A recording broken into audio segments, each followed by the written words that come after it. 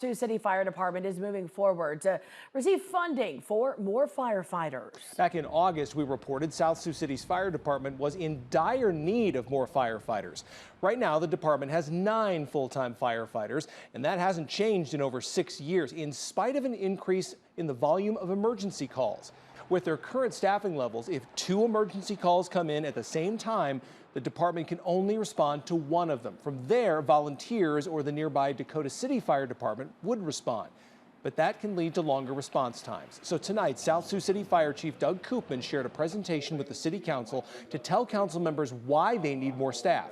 He also offered some solutions as well. Currently, we can't respond to incidents in a safe manner or safe numbers or standards.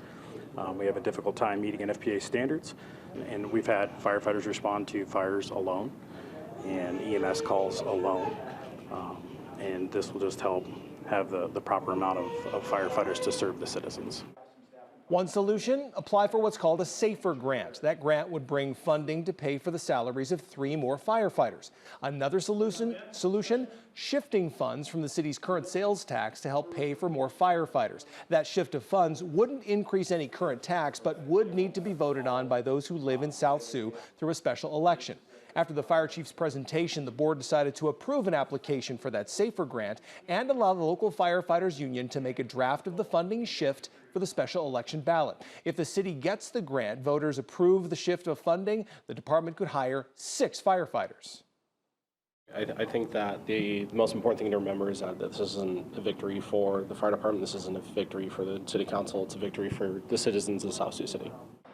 If the department gets the SAFER grant, those 3 firefighters' salaries would be covered for 3 years. The city council also agreed to let the department apply for an AFG grant, which will allow it to buy more equipment.